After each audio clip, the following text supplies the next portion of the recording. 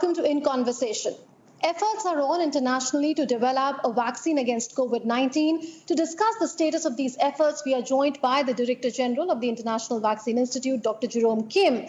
The International Vaccine Institute is an international non-profit organization that is dedicated to vaccine research as well as vaccination for global health. And Dr. Kim is one of the world's leading voices on vaccines. He led the US military's program on vaccine research on HIV. He has authored more than 250 publications and has 11 patents under his name. Dr. Kim, welcome to DD India. Thank you. It's a pleasure to be here. Efforts are on the world over to develop a vaccine against COVID-19. Where do these efforts stand today? Well, I think that considering that at the beginning of the year, so January of 2020, we really were not aware what we'd be in the middle of right now. Vaccine development efforts have been taking place at an unprecedented rate. I mean, 4.5 months into a pandemic where the published sequence of the virus was first available in mid-January, we have 8 companies in either the first stage of human testing or the second stage of human testing, with some of the groups anticipating that they will begin the final stage of testing by late summer or early fall. Okay, so how long does it take in a normal course to develop a vaccine, and can we expect a breakthrough sooner this time around considering the efforts that are underway? Yes, I mean, we have over 100 vaccine candidates in various stages of development, from the laboratory and animal testing phase all the way to the second phase of human clinical testing. Under normal circumstances, vaccine development is thought to require between 5 and 10 years. Of course, this isn't a normal circumstance. So we're hoping now perhaps between 6 and 18 months. That would put the earliest vaccines with proof of concept, so evidence that they protect humans against infection and are safe by the end of the year or the beginning of next year. You've done extensive research on HIV. What does it mean for this particular virus, SARS-CoV-2 virus of COVID-19, to be endemic and never go away like HIV? Yes, that's something that we don't know the final answer to. If, in fact, we can develop a vaccine, then we may be able to control disease caused by COVID-19. If we are unable to do that, or if the virus begins to mutate so that the vaccine no longer works, then we may be in a situation as we see with the influenza virus, where the vaccine actually contains vaccines specific for multiple different kinds of coronavirus. So with the flu vaccine, it's either 3 or 4 different flu viruses in each influenza vaccine that we get on an annual basis. With coronaviruses, again, we're hoping that this one vaccine will take care of it. But if the virus begins to mutate or establish itself in different parts of the world with different strains, then we may need more than one type of coronavirus vaccine. What does research indicate on mutations of this particular virus, considering that as far as HIV is concerned, which is also an RNA virus, for 30 years we are seeing a lot of mutations happen there, and that is outpacing vaccine development efforts. Are we looking at a similar challenge here if there is indeed evidence of more strains and this particular virus mutating as well? So it again depends on the virus. And HIV is rather an extreme case of a virus.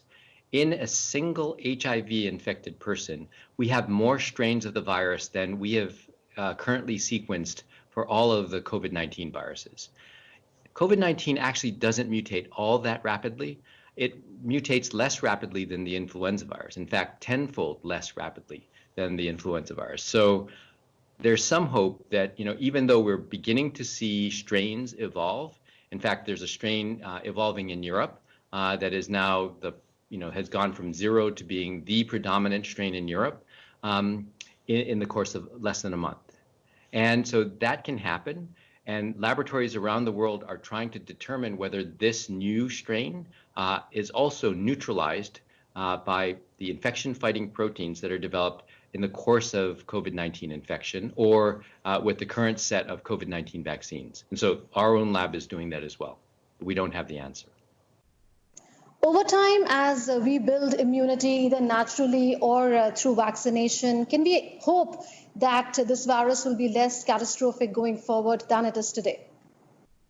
So I think that if we're thinking about developing herd immunity, I think we've seen the devastation wrought by this virus on the highly developed economies in Europe and North America, and in Korea and in China. I mean, the impact on the number of people who are hospitalized.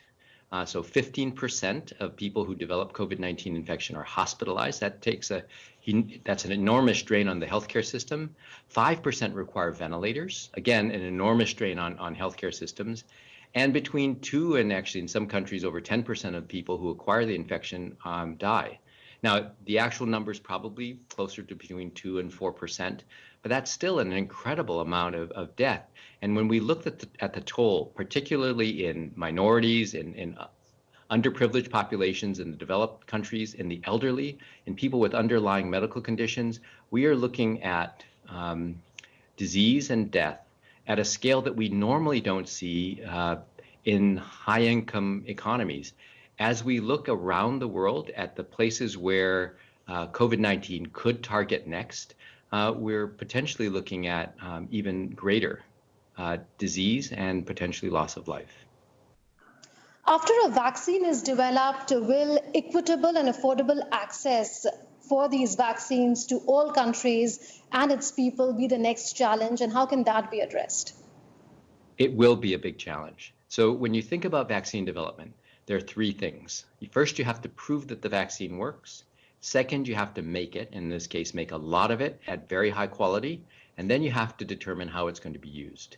And so we may be able to prove that we can do a vaccine, maybe by the end of the year.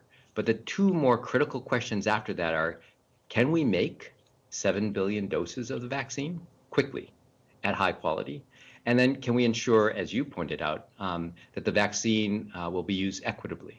And those are things that we as a global community have to commit to now. And countries like India that are part of the Coalition for Epidemic Preparedness Innovations, the World Health Organization are going to need to be champions to ensure that when a vaccine is available, that it can be made in sufficient quantity and access will be granted in a way that is fair and transparent and principled. That it isn't going to be just the wealthy countries that get it, but people around the world. And I think that, we often think of the big companies as somehow evil and that they have a design to just make money. But in fact, they're the companies that know how to make vaccines. And this isn't something that anyone, can do in their backyard, or I certainly can't do it in my laboratory. What we really need to do is have a coalition of companies that are capable of manufacturing large quantities of high quality vaccine. And we are going to depend on the big companies in India, on big companies in Europe and North America and in Asia to make enough vaccine to vaccinate everyone in the world who needs it. This is not just about companies, I'm sure you'd agree. This is also about governments and to the extent that they can go as far as equity is concerned. So what impact do you think vaccine development, research, distribution, ensuring equity, affordability would really have on geopolitics?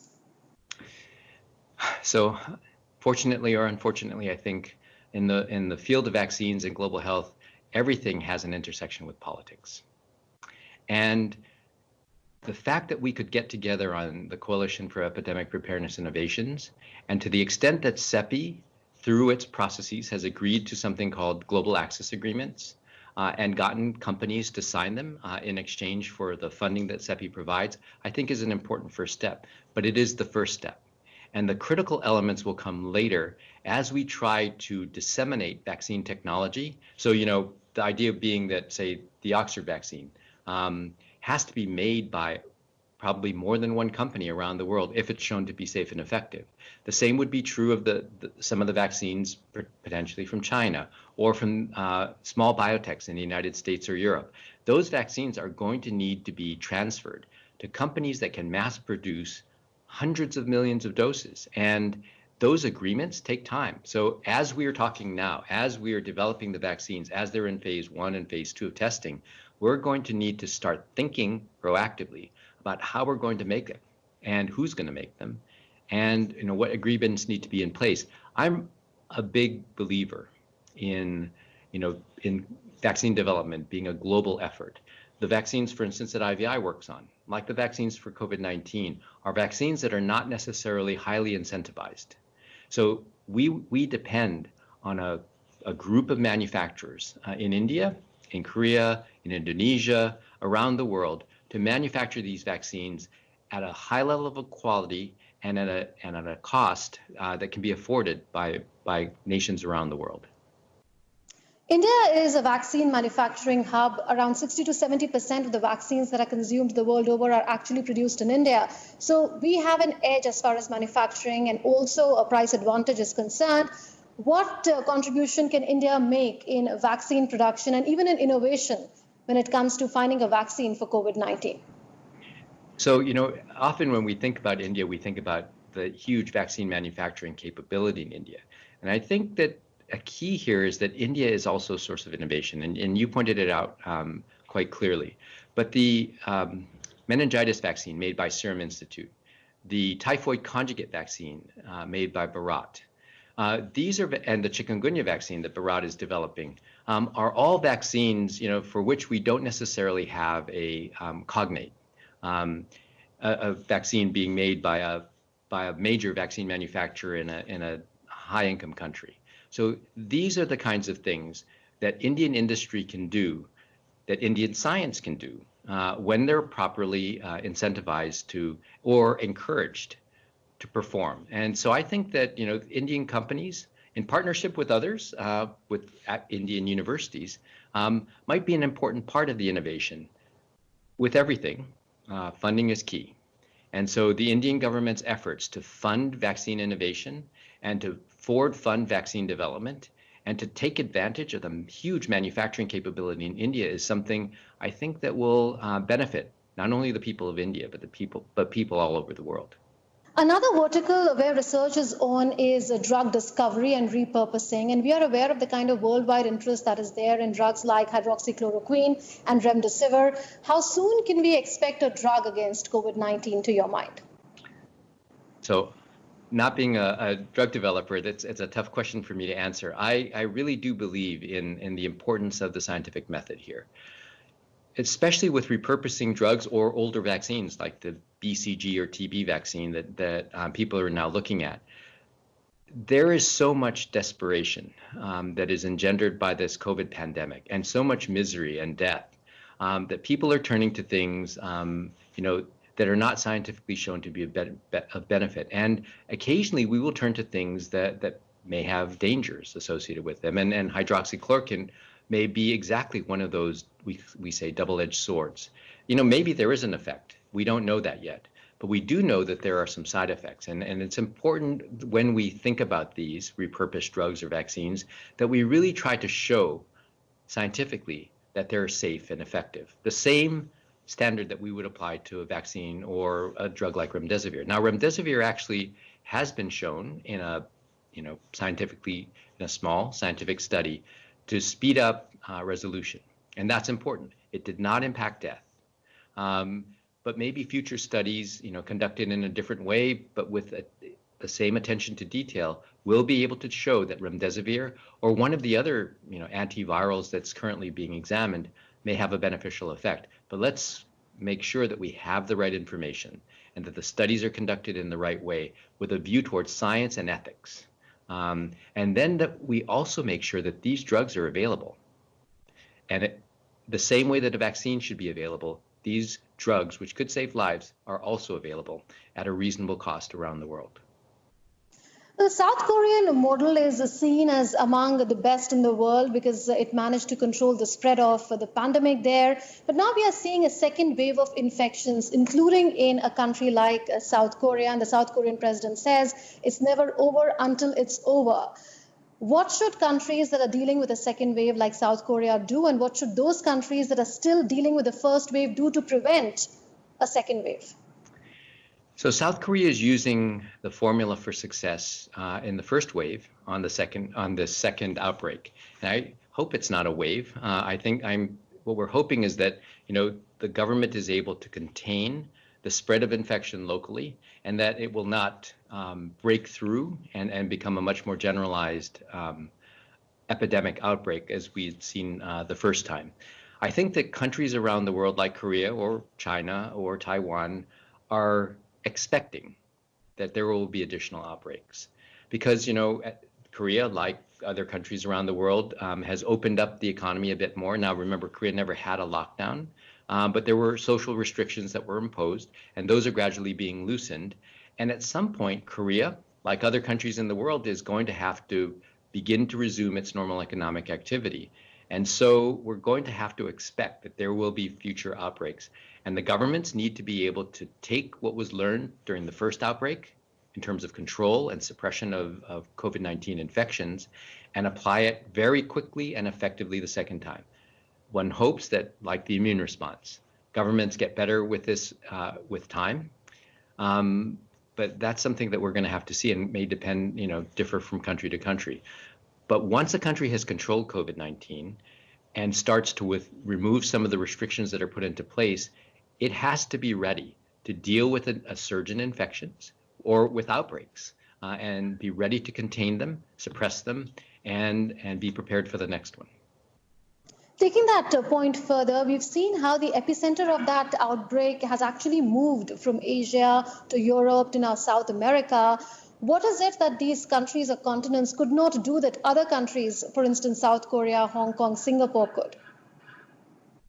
So South Korea and Singapore and Hong Kong had the benefit of previous outbreaks.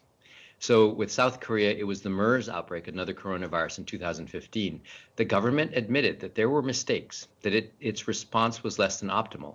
So it set about to modify the existing laws for epidemic outbreaks and put into place the system that proved so successful this time. They also practiced, and so they were not only prepared, but they had practiced epidemic responses. In fact, in December, there was a report that there was a tabletop exercise at the Ministry of Health with an outbreak that actually very closely resembled the current one. So that preparing was very important. Then this, test, track, isolate, and treat approach has been used successfully by other countries as well. Korea was able to, because it had access to testing capability and testing capabilities, was able to execute in a way that other countries in Europe and North America were not prepared to do. I mean, when you look at the countries that have successfully controlled COVID-19, that includes Australia and New Zealand, Taiwan, and you look at the number of tests that were done for every case diagnosed, the number is in excess of 50 tests done for every case diagnosed. When you look at other countries that have been less successful, that number is often 1 to 2 or 1 to 5. So a testing strategy that is inclusive and covers the potentially exposed population is going to be very important.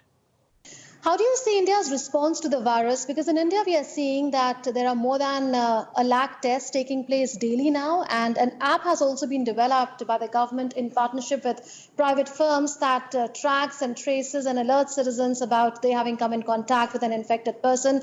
It also communicates to the government systems for the purpose of community health while taking care of data protection and privacy concerns. So how do you look at India's testing, tracking, tracing, and treatment strategies? So there's a huge difference between Korea and or even the United States and India. Korea is actually smaller than some of the Indian states. So it's going to be a little difficult to compare the two countries.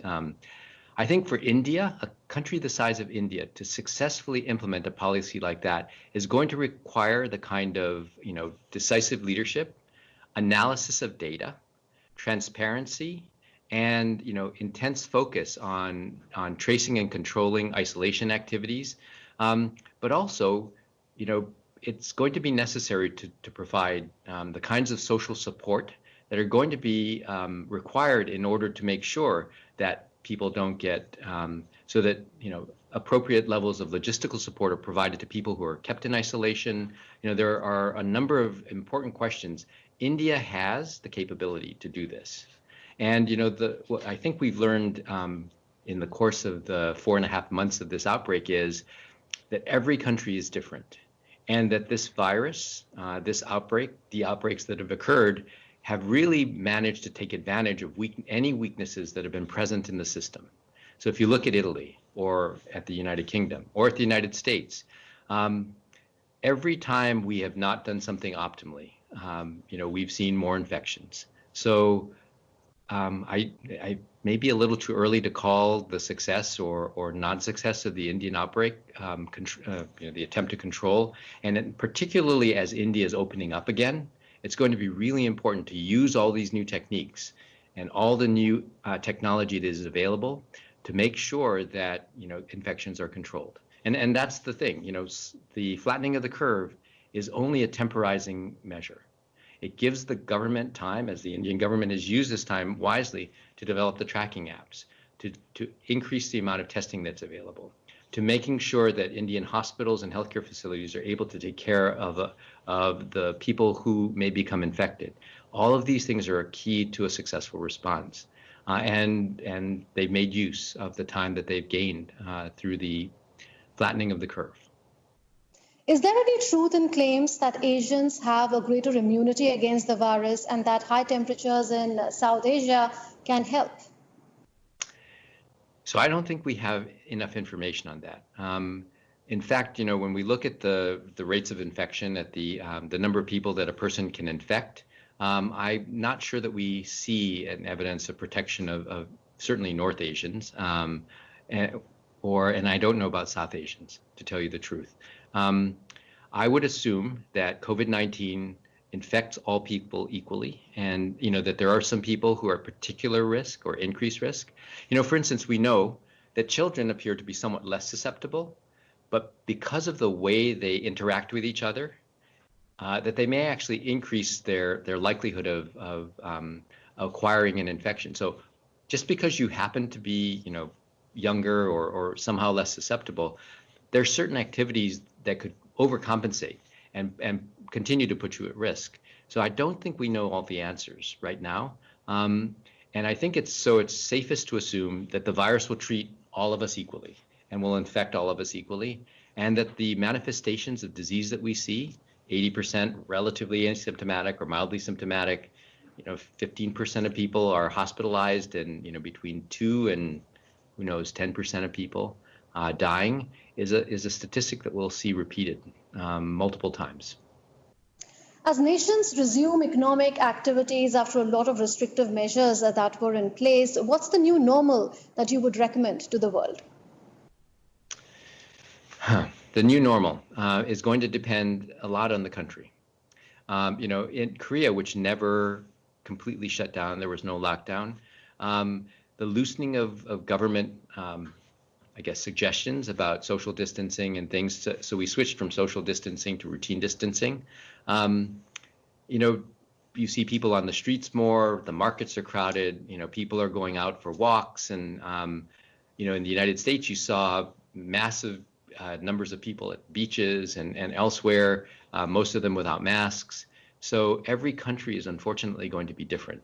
And I think probably the most important thing to remember is there is no playbook.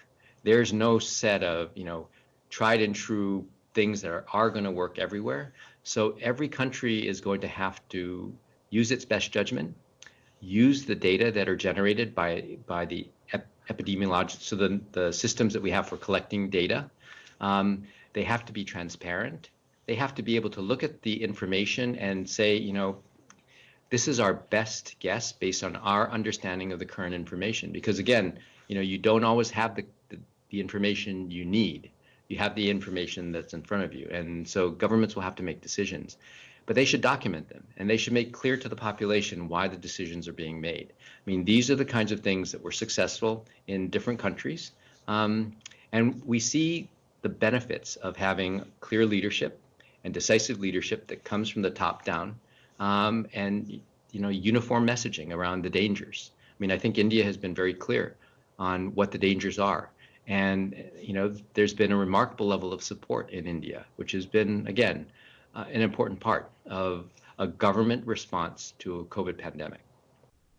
How will the lessons from the COVID episode for the international community prepare it for the next pandemic? So that's a difficult question to answer, because If we say that that this will be like every other pandemic, then we will quickly forget.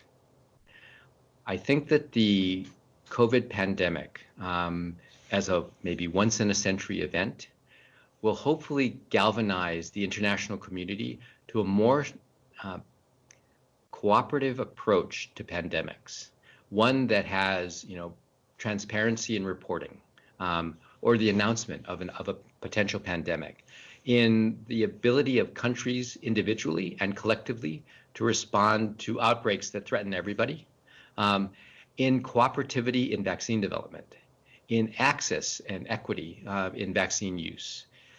Those are questions that we've never had a correct answer to, and if we are going to learn something from this pandemic, it is that we can share information, best practices. We can cooperate in vaccine development. We can ensure that the world may have access to safe and effective vaccines. That remains to be seen, though, and so it'll be difficult to say what the future will hold. Clearly, there are a lot of lessons to learn from the current COVID-19 pandemic for the international community so that we are prepared for the next outbreak. Thank you, Dr. Kim, for speaking to us on DD India. Thank you.